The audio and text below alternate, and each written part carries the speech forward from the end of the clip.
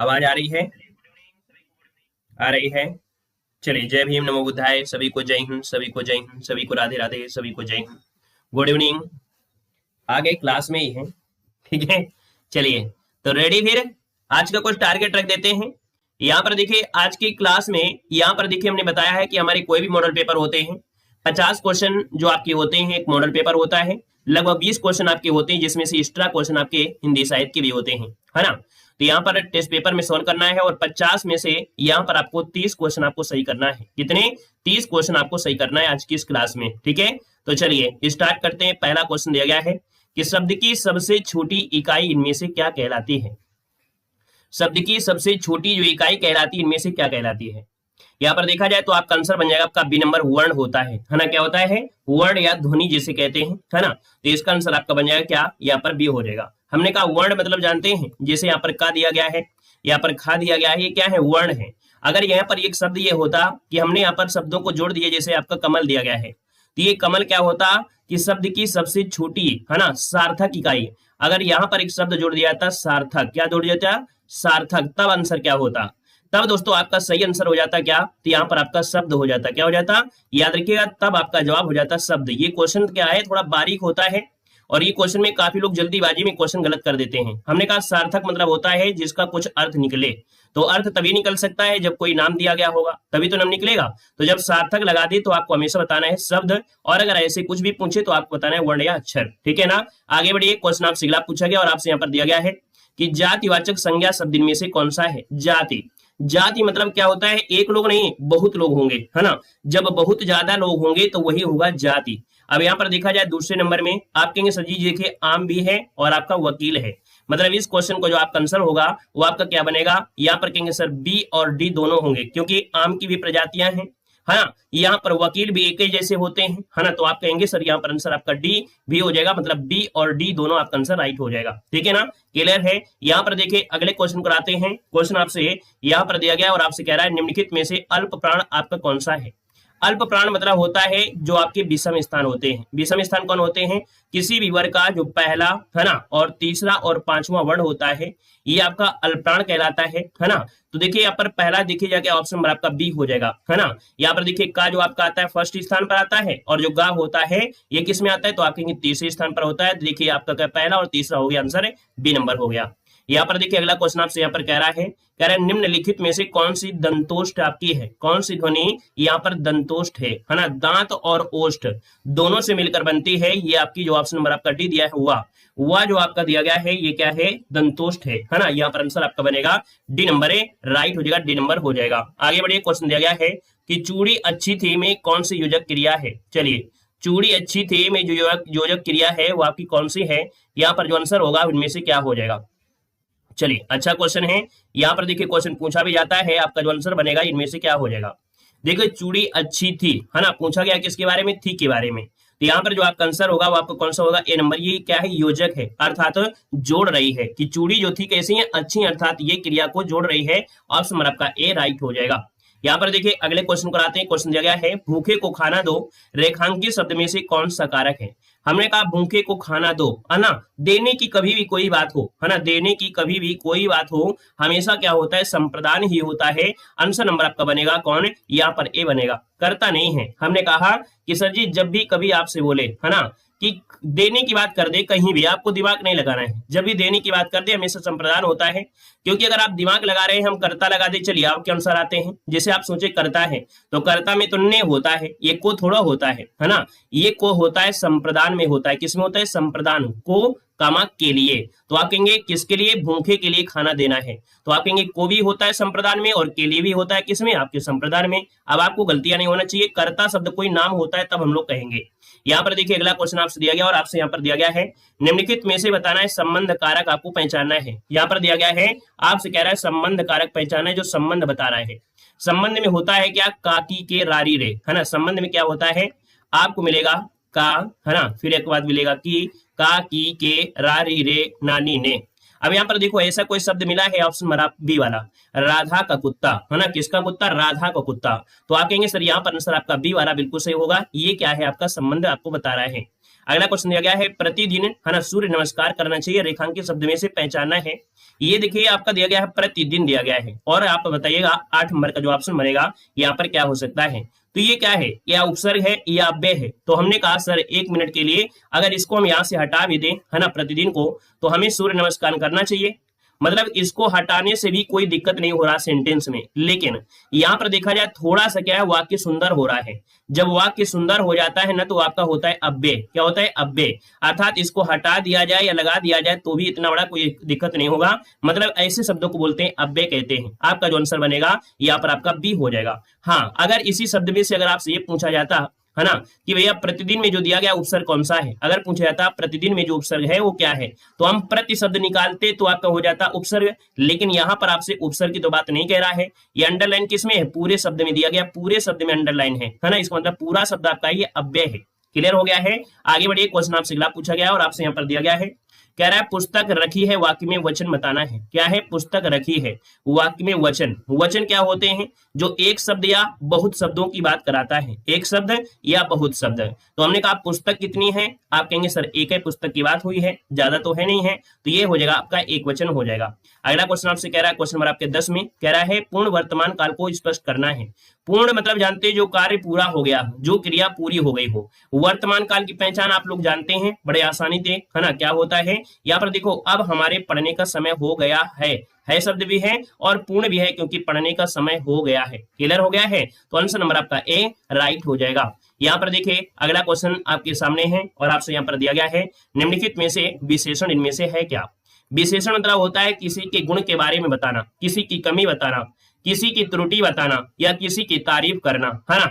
जैसे यहाँ पर क्या है, किसी को बुखार है ना, तो बुखार है अर्थात ये क्या है, इस समय उसकी ये क्या हो गई, दिक्कत हो गई, अर्थात ये इसका गुण है ना, रोगी की स्थिति में, तो ये क्या है, गुण है। अर्थात यहाँ पर अगर पूछे विशेषण कौन सा है, तो यहाँ पर क्या हो जाएगा, जिसे आपका दिया गया है शीतला, है ना, यहाँ पर दिया है बल दिया है, नया दिया है और आपका वृद्धि दिया है। तो हमने कहा सर यहाँ पर आंसर देखा जाए जो नया शब्द आपका दिया गया नया, है ना, नया शब्द क्या है, तो कहेंगे नया पुराना, ये शब्द क्या होता है, विशेषण होता है। तो इसका जो आंसर बनेगा 11 नंबर में, वो ऑप्शन नंबर आपका सी राइट हो जाएगा। दोस्तों याद रखिएगा। क्लियर हो गया है। चलिए अगला क्वेश्चन बताइए, आचार्य का पुल्लिंग क्या होता है। चलिए जल्दी से बताइएगा, आचार्य का पुल्लिंग होता क्या है। चलिए आचार्य का पुल्लिंग होता है क्या, अगर उसमें से बड़ा की मात्रा जो आपकी लगी है, इस मात्रा को अगर आप हटा देते हैं तो बनेगा आचार्य। तो आचार्य हो गया पुल्लिंग और आचार्य हो गया स्त्रीलिंग। ठीक है, अगला क्वेश्चन बताइएगा।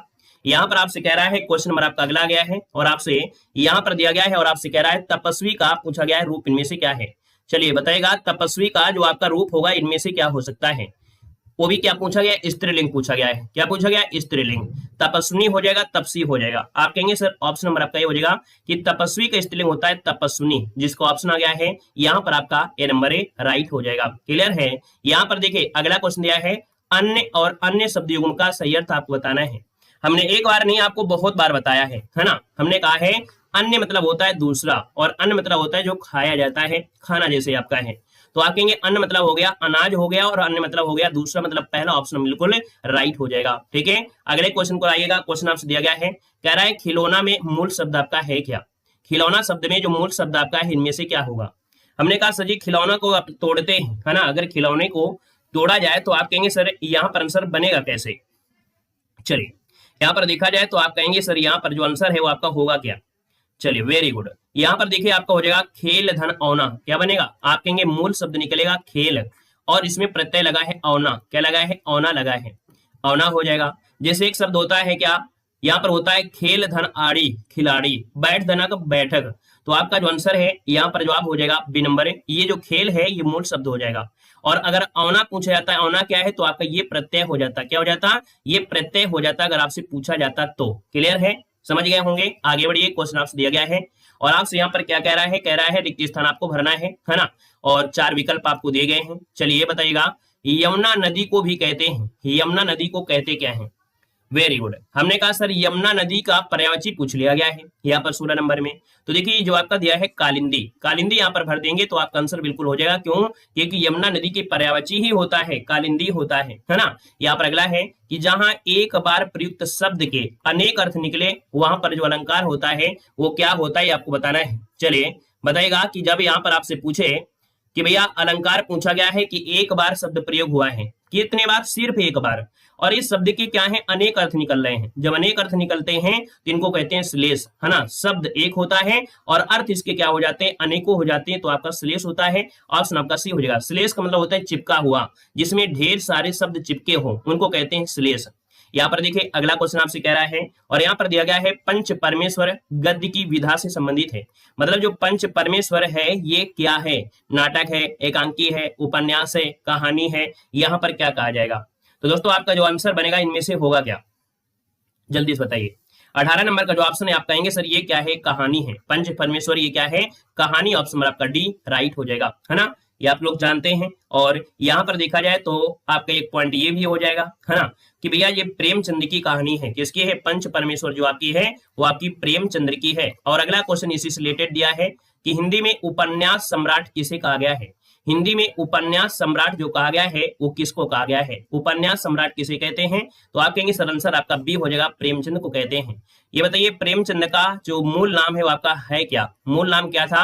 ये आपको कमेंट बॉक्स में कमेंट करना है। मूल नाम इनमें से क्या था? कमेंट कर दीजिएगा, ठीक है। वीडियो को भी लाइक कर दीजिएगा जितने लोग यहाँ पर जुड़े हैं, पहले जुड़े रहे हों या बाद में जुड़े रहे हों, है ना। एक बार जितने भी साथी जुड़े हैं, लाइव हो या ऑफलाइन हो, एक बार सभी लोग वीडियो को लाइक करते हुए चलेंगे, ठीक है। नए जुड़े हैं तो जय हिंद जरूर दीजिएगा, ताकि आपका और हमारा परिचय जरूर हो पाए। अगर आप 2 साल में भी आएंगे और आपकी पहचान है तो हम तुरंत समझ जाएंगे कि भाई आप लोग हमारे से क्लास में आते हैं।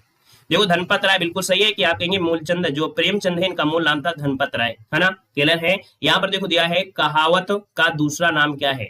कहावत का दूसरा नाम, हमने कहा सर कहावत का दूसरा नाम हो जाएगा लोकोक्ति, कह देंगे लोकोक्ति। ऑप्शन सी हो जाएगा। यहाँ पर देखिए अगला क्वेश्चन आपसे दिया गया और आपसे कह रहा है, यहाँ पर दिया है कि निम्नलिखित प्रश्न में दिए गए हैं आपको, है ना। यहाँ पर कह सकते हैं 4 विकल्प है और 4 विकल्पों में शब्द चयन करना है जो कि समानार्थी आपको बताना है। क्या बताना है? समानार्थी बताना है। तो चलिए समानार्थी आपसे दिया गया है व्यसन। व्यसन मतलब आप समझते हैं जो बिजी रहता हो। व्यसन मतलब होता है जो बिजी रहता हो हमेशा, है ना। कहेंगे सर जो बिजी रहता है एक प्रकार से ये जो लत बोल देते हैं, लत, है ना। अपने शब्दों में हम आपको बताते हैं। व्यसन मतलब होता है एक जैसे बुरी आदत है ना। बुरी आदत जैसे हो गया दारू पीना हो गया, सिगरेट पीना हो गया, जिसको बोलते हैं लत, है ना। लत लग गई है, इन्हें लत लग गई है क्लास में चटियाने की। तो यहाँ पर कहेंगे सर 21 नंबर का जो ऑप्शन है वो आपका हो जाएगा कौन है? तो यहाँ पर समानार्थी है बुरी आदत, समझ गए ना, क्योंकि आपसे समानार्थी पूछा है। व्यसन मतलब बुरी आदत या लत, जिसे आपका आंसर हो गया आपका डी नंबर। अगला है विरले। विरले क्या होता है? विरले मतलब क्या होता है? बहुत कम। क्या? विरले मतलब होता है बहुत कम या मिलने वाला, है ना।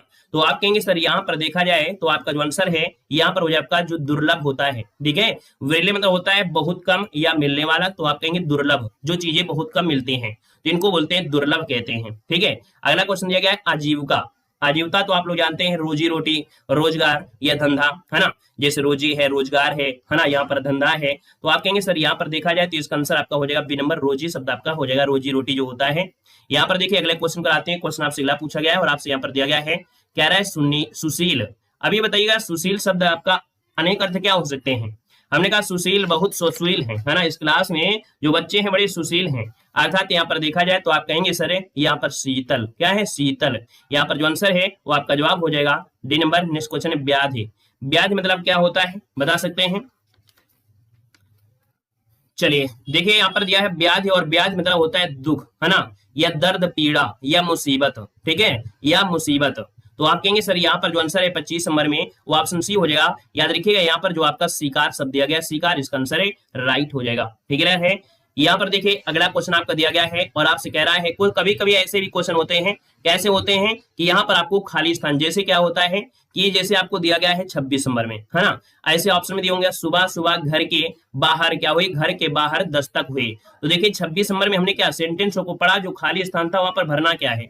आपको हिंट के लिए क्या कर देते हैं, ऑप्शन में देते हैं। हिंट के लिए ऑप्शन भी दे दिया जाता है कि आपको यहाँ पर भरना क्या है। देखो यहाँ पर अभी बताया था कि सुबह सुबह दरवाजे के बाहर, है ना, तो दरवाजा आपको भर गया। इसी प्रकार खाली स्थान को आपको जितने भी हो आपको भरना होता है, ठीक है। 3 को आप लोग भर लीजिएगा, जब आपके सामने पेपर होगा तो आसानी से आप लोग भर लेंगे, ठीक है। आइएगा क्वेश्चन नंबर आपका दिया गया है कौन, शीत का विलोम क्या होता है। चलिए शीत का विलोम क्या होता है, यहाँ पर जो आप दीजिएगा शीत का विलोम क्या हो जाएगा। चलिए चलिए, हमने कहा सर जी शीत का विलोम पूछा गया है, आसान क्वेश्चन है, कोई दिक्कत नहीं है। आप 36 नंबर का ऑप्शन जो लगाएंगे वो कौन सा हो जाएगा, डी नंबर। शीत का होता है उष्ण, क्या होता है, शीत का जो होता है वो उष्ण होता है। उष्ण तो आप लोग जानते ही हैं। ऑप्शन नंबर आपका सभी का जवाब सही हो जाएगा, यहाँ पर डी नंबर उष्ण हो जाएगा, ठीक है ना। यहाँ पर देखिए अगला क्वेश्चन आपसे कह रहा है मीन का पर्यायवाची क्या होता है। चलिए, मीन का पर्यायवाची क्या होता है, मीन किसे कहते हैं, मछली को कहते हैं, बिल्कुल सही है, मछली को कहते हैं। हम आपके आंसर को बिल्कुल एक्सेप्ट कर रहे हैं कि सर जी मीन का मछली होता है, मछली बोलते हैं, मत्स्य बोलते हैं, क्या बोलते हैं, मत्स्य बोलते हैं। और क्या बोलते हैं, तो आपकी सफरी भी कहा जाता है, क्या बोलते हैं, सफरी। एक शब्द आपने पढ़ा होगा, कभी ना कभी पढ़ा होगा, सफरी शब्द, ये भी आपका मछली का ही पर्यायवाची होता है। अगला क्वेश्चन दिया गया है, आपसे कह रहा है क्वेश्चन है कि कार्य के आरंभ में ही विघ्न पड़ना, है ना। जैसे कोई हम कार्य कर रहे हैं और मुसीबत पहले आ जाए, जैसे हम क्लास बड़ी अच्छी पढ़ाना चाहते हैं लेकिन बफरिंग होने लगती है ना। जैसे ही क्लास स्टार्ट हुई आपकी बफरिंग शुरू हो गई। तो हमने कहा सर कार्य के आरंभ में ही विघ्न पड़ना, मतलब ऑप्शन क्या होता है, तो आप कहेंगे सर आंसर नंबर आपका सी हो जाएगा, सिर मुड़ाते ही ओले पड़ना। ऑप्शन नंबर आपका सी राइट हो जाएगा। यहाँ पर दिया है सूर्योदय में कौन सी संधि है, क्या दिया है, सूर्योदय में संधि क्या है। अब एक बात तो याद आ रही होगी कि हमने ओ की मात्रा बताया था, ये जो मात्रा है वो कौन सी मात्रा है, ओ की मात्रा है। और ओ की मात्रा जो होती है किसमें होती है, गुण में होती है, बिल्कुल सही है, आपके आंसर आपका ये हो जाएगा। देखिए गुण संधि में मात्रा होती है, ए की मात्रा होती है और आपकी ओ की मात्रा होती है। एन संधि में हमने कहा था सर या दिया गया हो, हुआ दिया गया हो, और इनमें से कोई भी आधा अक्षर दिया हो, चाहे ता हो, चाहे वाह हो, चाहे कुछ भी हो, तो यण संधि होती है। वृद्धि में क्या होता है, वृद्धि में आई की मात्रा होती है और आपके औ की मात्रा होती है। दीर्घ में क्या होता है, बड़ा आ होता है, बड़ी ई होती है और बड़ा उ होता है। देखिए 4 संधियां आपकी 1 मिनट में कवर हो गई, है ना। यहाँ पर देखिए अगला क्वेश्चन यहाँ पर दिया गया है और आपसे यहाँ पर क्या कह रहा है, कह रहा है मिलाप में कौन सा प्रत्यय है, मिलाप, है ना, मिलाप। आप यहाँ पर देखिए आपका आंसर बी हो जाएगा। आप जो दिया गया है ये क्या होगा, प्रत्यय हो जाएगा। नेक्स्ट क्वेश्चन है निम्नलिखित में से कौन तत्सम शब्द आपका नहीं है। देखिए हमने कहा तत्सम शब्द, तत्सम शुद्ध शब्द होते हैं जो आपके संस्कृत के होते हैं। दूसरी बात हमने कहा था कि तत्सम में जैसे आपका रा चाहे ऊपर लगा हो चाहे रा नीचे लगा हो, हमेशा तत्सम ही होता है। यहाँ पर ये जो सा होता है ये भी तत्सम में ही आपको देखने को मिलता है ना। तो आप कहेंगे सर इसमें ये सा लगा है, इसमें ये पॉइंट लगा है, इसमें चंद्र लगा है, तो बचा है क्या, ऑप्शन आपका डी बचा है। आप कहेंगे जो परख दिया गया है वो क्या है, आपका तद्भव आपका है, क्या है, तो तद्भव जिसका ऑप्शन आ गया है बिल्कुल सही हो जाएगा, है ना। क्लियर हो गया है। यहाँ पर देखिए आपका अगला पॉइंट आपसे कह रहा है, दिया गया है, कह रहा है निम्नलिखित में से कौन सा वाक्य अशुद्ध दिया गया है। चलिए अशुद्ध वाक्य की पहचान कर लेते हैं। आज मैं यहीं रहूंगा, आज मैं यहीं रहूंगा। अब ये बताइए क्या पहला पॉइंट जो सही है क्या या गलत है। चलिए यहां पर देखिए आपका आंसर क्या होगा, आज मैं यहीं रहूंगा, मैं आज यहीं रहूंगा, आज मैं यहीं रहूंगा। चलिए बी वाला देखिए, बी वाला दिया है सज्जन लोग भला ही सोचते हैं। हमने कहा सज्जन के साथ लोग नहीं लगाया जाता है, सज्जन के साथ लोग नहीं लगाया जाता है, आपसे कह रहा है ना। तो आप कहेंगे सर आंसर नंबर आपका बी जो गड़बड़ कर रहा है वो ऑप्शन बी वाला आपका गड़बड़ हो जाएगा। यहाँ पर देखिए अगला क्वेश्चन आपसे कह रहा है, दिया गया है वर्णों के एक से अधिक बार आवृत्ति किस अलंकार में होती है। चलिए कह रहा है वर्णों के एक से अधिक बार आवृत्ति, वर्णों की एक से अधिक बार अगर आवृत्ति हो जाए, क्या वर्ण, वर्ण होते क्या है, वर्ण जैसे हमने कहा का है, जैसे खा दिया गया है, जैसे चा दिया है, तो ये होते हैं वर्ण। अगर एक ही वर्ण एक जैसे कई बार आ जाए तो ये होता है आपका अनुप्रास अलंकार। ऑप्शन नंबर बनेगा सी नंबर अनुप्रास अलंकार। जब वर्णों की आवृत्ति होती है तो अनुप्रास होता है। जब शब्द क्या, जब शब्द होते हैं और शब्द रिपीट होते हैं तो आखिर किसमें होते हैं, तो रूपक में होता है ना। अगला क्वेश्चन आपसे कह रहा है, कह रहा है निम्नलिखित में से प्रयुक्त रस आपको बताना है। हे खग मृग मधुकर श्रेणी तुम देखी सीता मृगनैनी, यहाँ पर आपसे कह रहा है रस कौन सा है। चलिए क्या क्लास में बफरिंग हुई है क्या भाई, है एक बच्चा भी बोला था कि सर बफरिंग हो रही है? आज भी बफरिंग हो रही है क्या? लैपटॉप में पढ़ा रहे हैं, डायरेक्ट पढ़ा रहे हैं, अब बफरिंग तो नहीं होना चाहिए, किसी भी प्रकार से नहीं होना चाहिए। बाकी खुर्द आवाज आई हो बात दूसरी हो, ठीक है। चलिए देखो हमने कहा हे खग मधुकर सेनी, मतलब ये भगवान राम हैं, सीता जी को ढूंढने के लिए गए हैं और यहाँ पर पशु पक्षियों पेड़ पौधों से सबसे कह रहे हैं, है ना। तो यहाँ पर जो आपका आंसर है 44 में वो ऑप्शन क्या होगा, तो ये है वियोग श्रृंगार, क्योंकि ये बिछड़ चुके हैं और जब बिछड़ चुके हैं तो आपका आंसर आपका डी राइट हो जाएगा, है ना। यहाँ पर देखिए अगला पॉइंट आपसे कह रहा है और आपसे दिया गया है, कह रहा है निम्नलिखित में से कौन सा तत्पुरुष समास आपका दिया गया है ना। क्या दिया है, तत्पुरुष समास जिसका दूसरा पद प्रधान होता है। तत्पुरुष समास में क्या होता है, जो दूसरा पद होता है जिसको हम लोग अंतिम पद कहते हैं, तो जिसका दूसरा या अंतिम पद प्रधान होता है उसे कहते हैं तत्पुरुष समास। अब आजन्म में तो आपका ये पहला पद प्रधान है, ये तो आपको बनेगा क्या, ये है आपका अव्ययी भाव समास है, क्या है, अव्ययी भाव समास आपका हो जाएगा। आशातीत, मतलब आशा से परे जिसे बोल देंगे। तो आप कहेंगे 45 नंबर का जो ऑप्शन बी वाला आपका हो जाएगा, आशातीत में जो दिया है वो आपका गया है क्या, तत्पुरुष समास, इसका आंसर राइट हो जाएगा, तत्पुरुष हो जाएगा। दोस्तों नोट करिएगा, अच्छा क्वेश्चन है, आपसे क्वेश्चन पूछा भी जाता है ना, क्या हो गया है। और अगर हम आपसे पूछे कि सर जी ये बताइएगा शीतोष्ण में कौन सा संध है, शीतोष्ण में आप लोग बताइएगा, शीतोष्ण में जो आपका समास है आपका है क्या। चलिए जितने भी यहाँ पर लोग हैं वो बताइएगा शीतोष्ण में जो समास है वो आपका है क्या। और जिसको यहाँ पर डी बताना है डी भी बता दीजिएगा, दोनों पूछना है हमें। शीतोष्ण में समास क्या है और अष्टाध्यायी में समास क्या है। शीत और उष्ण, हमने कहा शीतोष्ण मतलब होता है, यहाँ पर कहेंगे जैसे सजी शीतोष्ण किसे कहते हैं, शीत को बोलते हैं, और उष्ण तो ये ठंडा है ये गर्म है, अर्थात ये हो जाएगा द्वंद्व समास। क्या हो जाएगा, ये आपका हो जाएगा द्वंद्व समास हो जाएगा। अगर अष्टाध्यायी पूछे तो 8 अध्याय हैं, और जब 8 अध्याय होते हैं तो आपका ये संख्यावाची होता है, अर्थात ये जो आपका हो जाएगा वो द्विगु हो जाएगा। क्या हो जाएगा, ये द्विगु समास हो जाएगा। अच्छा क्वेश्चन है, बेहतरीन क्वेश्चन है। अगला क्वेश्चन आपसे कह रहा है शुद्ध शब्द आपको पहचानना है। यहाँ पर जो आपसे कह रहा है शुद्ध शब्द जो आपका है, यहाँ पर देखिए क्वेश्चन नंबर आपका जो 46 है, यहाँ पर शुद्ध क्या हो जाएगा पढ़ाया गया है, अनाधिकार, अहिल्या, अंतर्ध्यान या उपयुक्त। देखिए 46 नंबर है, ऑप्शन में से क्या हो जाएगा। हमने कहा सर जी शुद्ध शब्द दिया है अनअधिकार या अनाधिकार। चलिए देखिए हमने कहा सर जी अनाधिकार होता है, अनाधिकार तो नहीं होता है ना। यहाँ पर देखो दिया गया है अहिल्या, अहिल्या नहीं होता है, अहल्या होता है। क्या होता है, अहल्या होता है। याद रखिए यहाँ पर कहेंगे सर ये जो शब्द दिया है अहिल्या वो गलत है, क्योंकि मात्रा जो लगी है ये मात्रा नहीं लगी होती है, अहल्या होता है। अंतर्धान होता है, ये जो या है ना, या नहीं होता है, अंतर्धान होता है। ये जो उपयुक्त लिखा है बिल्कुल सही है, ऑप्शन डी वाला जिसका आ गया है बिल्कुल सही हो जाएगा, उपयुक्त तो सही हो जाएगा। अगला है अच्छी शब्द तद्भव, आपसे पूछा गया है। हमने कहा सर जी छा जो होता है ना, तो छा का परिवर्तन होता है खा में, किसमें, खा में।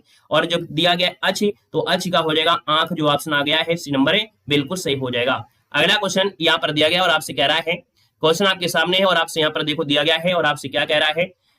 चलिए कह रहा है जहां लोगों का मिलन हो उसे क्या कहते हैं, जहां लोगों का मिलन होता है उसे कहते हैं क्या। तो दोस्तों याद रखिए जहां लोगों को मिलन होता है उसे बोलते हैं सम्मेलन, है ना। सम्मेलन ऑप्शन नंबर आपका हो जाएगा सी नंबर हो जाएगा। जैसे शादी वगैरह होती है तो कहते हैं शादियां वगैरह सम्मेलन से कर लीजिएगा, लोगों का जहां मिलन हो उसे बोलते हैं सम्मेलन, ठीक है। अगला क्वेश्चन आपसे कह रहा है जायसी द्वारा रचित पद्मावत निम्नलिखित में से है क्या। तो जायसी के द्वारा लिखित जो पद्मावत है क्वेश्चन बहुत बार पूछा गया है, ये क्या है, समासूक्ति है। क्या है, समासूक्ति, ऑप्शन नंबर सी राइट हो जाएगा, समासूक्ति हो जाएगा। अगला क्वेश्चन आपसे कह रहा है यहाँ पर दिया गया है उर्वशी, क्या दिया है, उर्वशी दिया गया है। उर्वशी किसकी रचना है, चलिए उर्वशी जो रचना है वो किसकी है 50 नंबर में। चलिए उर्वशी रचना है आपकी किसकी है, तो आप कहेंगे सर उर्वशी जो आपकी है वो रामधर्षी दिनकर की है, ऑप्शन नंबर आपका बी राइट हो जाएगा। उर्वशी जिसका ऑप्शन आ गया है रामधर्षी दिनकर, इसका जवाब राइट हो जाएगा, है ना। क्लियर है ना। और ये क्वेश्चन आपका एक बार नहीं बहुत बार पूछा गया है, कितने बहुत बार क्वेश्चन पूछा गया है। अगला क्वेश्चन दिया गया है गोस्वामी तुलसीदास का निधन जो हुआ था वाराणसी के किस घाट के निकट हुआ था। ये क्वेश्चन आप लोगों से पूछा गया था। अब आप लोग बताइए यहाँ पर जो आंसर बनेगा इनमें से क्या हो जाएगा। चलिए वेरी गुड, हमने कहा सर गोस्वामी तुलसीदास का जो निधन है वाराणसी के है ना निकट देखा जाए कौन सा घाट है। चलिए 209 नंबर ऑप्शन नंबर बनेगा डी, याद रखिएगा यहाँ पर आपका जवाब हो जाएगा 80 घाट। क्या हो जाएगा, 80 घाट के निकट हुआ था, बिल्कुल सही हो जाएगा, आपका डी नंबर राइट हो जाएगा। क्लियर हो गया है। अच्छा अगला पॉइंट आपको बताना है, आपके सामने पॉइंट दिया गया है 100 अजान एक सुजान के रचनाकार कौन है। 100 अजान एक सुजान के रचनाकार कौन है। चलिए बाल कृष्ण भट्ट, है ना, मतलब ऑप्शन नंबर आपका जिसका आ रहा है यहाँ पर आपका 100 अजान एक सुजान, यहाँ पर आंसर आपका ए नंबर राइट हो जाएगा, बाल कृष्ण भट्ट हो जाएगा। यहाँ पर देखिए अगला क्वेश्चन आपसे कह रहा है आनंद कादम्बनी पत्रिका का प्रकाशन कहाँ से होता है। आनंद कादम्बनी का पत्रिका है, इसका प्रकाशन कहाँ से होता है। देखिए आपका जवाब हो जाएगा 211 नंबर में क्या होगा, यहाँ पर देखिए आपका जवाब हो जाएगा ए नंबर, ये आपकी मिर्जापुर से, ठीक है, मिर्जापुर आपको हो जाएगा। अगला है राष्ट्रवादी कवि किसे कहते हैं, रामधर्षी दिनकर को कहते हैं। इनको उर्वशी के लिए जो ज्ञानपीठ पुरस्कार मिला था ये कब मिला था, मोस्ट इंपोर्टेंट क्वेश्चन है, बिल्कुल आईएमपी क्वेश्चन आपका दिया है। उर्वशी के लिए जो ज्ञानपीठ पुरस्कार मिला था, है ना, वो किस वर्ष मिला था। चलिए यहाँ पर देखा जाए तो ऑप्शन नंबर आपका बी हो जाएगा 1972 में, क्या मिला था, 1972 में मिला था। और अगला क्वेश्चन आपसे यहाँ पर दिया गया है और आपसे यहाँ पर कह रहा है आदिकाल की रचना पूछा गया है। क्या दिया है, आदिकाल की रचना पूछा गया है। आदिकाल की जो रचना है यहाँ पर इनमें से कौन सी रचना है। यहाँ पर देखा जाए तो 213 नंबर का ऑप्शन इनमें से क्या होगा, कमेंट करिए, आदिकाल की रचना जो आपकी है कौन है। चलिए अच्छा क्वेश्चन है, बार बार पूछा जाता है। खुमाड़ रासो, बिल्कुल सही है, ऑप्शन सी हो जाए आपका खुमाड़ रासो, मतलब जो खुमाड़ रासो है वो आपकी किसकी है, आदिकाल की रचना है। नेक्स्ट क्वेश्चन आपसे दिया गया है और आपसे कह रहा है काहे री नालिनी तू कुम्हलानी तेरे ही नील सरोवर पानी में जो दिया है पंक्ति के रचनाकार कौन है? चलिए इस पंक्ति के जो रचनाकार है वो आपकी इनमें से हो जाएंगे डी नंबर, ये आपकी कबीर दास है ना, ये कबीर दास की पंक्ति है। यहाँ पर आंसर आपका डी बनेगा। नेक्स्ट क्वेश्चन आपसे कह रहा है आचार्य रामचंद्र शुक्ल का निबंध संग्रह इनमें से कौन है? आचार्य रामचंद्र शुक्ल का निबंध संग्रह एक बार नहीं बहुत बार पूछा गया है। आचार्य रामचंद्र शुक्ल का निबंध संग्रह क्या है? चिंतामणि, बिल्कुल सही है, चिंतामणि आपका आंसर है, राइट हो जाएगा दोस्तों, याद रखिएगा। अच्छा ये क्वेश्चन बताइएगा, माटी का फूल, ये बताइए माटी का फूल किसकी रचना है? माटी का फूल ये दोस्तों माटी और फूल होता है नरेंद्र शर्मा की है। यहां पर देखिए अगला क्वेश्चन आपसे कह रहा है आचरण की सभ्यता के निबंधकार कौन है? चलिए बताइएगा आचरण की सभ्यता के निबंधकार कौन है? यहाँ पर देखा जाए तो आप कहेंगे सर आचरण होना चाहिए जैसे सरदार लोग होते हैं, तो यहाँ पर देखिए आचरण की सभ्यता है सरदार पूर्ण सिंह। यहाँ पर याद रखिए ऑप्शन आपका हो जाएगा है ना, पूर्ण रूपेण, यहाँ पर आंसर आपका ए बनेगा। और अगला क्वेश्चन दिया गया है आपसे, जो क्वेश्चन दिया गया है ना वो ऐसा दिया गया है जिसमें से असंगत पूछा गया है। हमने कहा सेवा सदन में जो दिया गया है गणित का समस्या व विवाह से संबंधित है, क्या गणित का समस्या व विवाह से संबंधित समस्या पर आधारित है? जो आपका सेवा सदन है। वरदान जो आपका है रजवाड़ों की जो दासियों की समस्या उनके बारे में है, ठीक है ना। और यहीं पर ये जो दिया है पॉइंट है ना, ये पॉइंट ये गड़बड़ है, याद रखिए ये पॉइंट जो आपका है वो गड़बड़ आपका है। बाकी कायाकल्प में सांप्रदायिक समस्या योगाभ्यास और पुनर्वाद पर है। प्रेमाश्रय में कृषक जीवन की समस्या पर आधारित है।